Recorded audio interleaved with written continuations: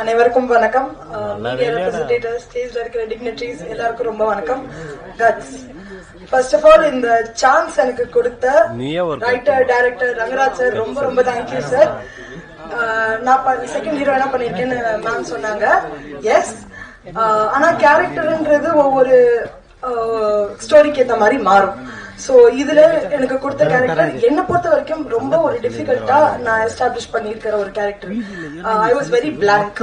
உள்ள போறப்ப அதுக்கான ஃபுல் சப்போர்ட் கொடுத்து எப்படி பண்ணும், என்ன பண்ணும், how should I portray the character எல்லாமே எனக்கு கத்து கொடுத்த ரங்கராஜ் சார் ரொம்ப ரொம்ப தேங்க்யூ சார். ஒவ்வொரு இன்ஸ்டன்ஸான ஒரு டீடைல்ஸ் நீங்க எனக்கு கத்து கொடுத்தீங்க. Yes, it is a new platform. எனக்கும் இது ஒரு நியூ பிளாட்ஃபார்ம். ஆனா நீங்களும் இதுல ஒரு நியூன்றது அவ்வளவு ஈஸியா என்னால கண்டுபிடிக்க முடியல. ஏன்னா நான் என்ன பண்ணுன்றது என்னை விட பெர்ஃபெக்ட்டா நீங்க வந்து எனக்கு நடிச்சு கத்து கொடுத்தீங்க. And I just want to say thank you so much for the opportunity. Everyone, all the dignitaries என்ன மென்ஷன் பண்ணதுக்கும், all the media representatives, everyone ரொம்ப மென்ஷன் பண்ணதுக்கு ரொம்ப thank you. Guts படத்துக்கு உங்க சப்போர்ட் கண்டிப்பா வேணும். ப்ளீஸ் உங்க சப்போர்ட் கொடுங்க. Thank you so much.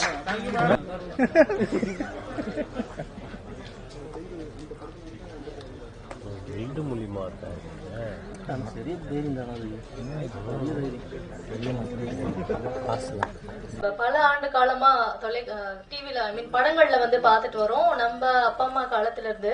ஆனா நம்ம பார்த்தா கூட அவங்கள வந்து ஒரு கதாநாயகியா ஒரு ஒரு ஓகே இந்த ஹீரோயின்ல இந்த படம் பண்ணிருக்காங்க அப்படிலாம் தோணாது.